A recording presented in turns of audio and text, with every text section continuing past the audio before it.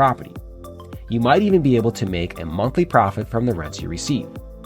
Another option is to buy a single-family home and rent rooms inside of it either on a short-term or a long-term basis.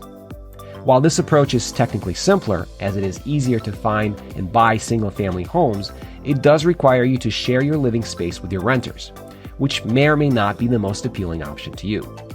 A third option is to buy a single-family property which has an accessory dwelling unit or an in-law suite with its own entrance.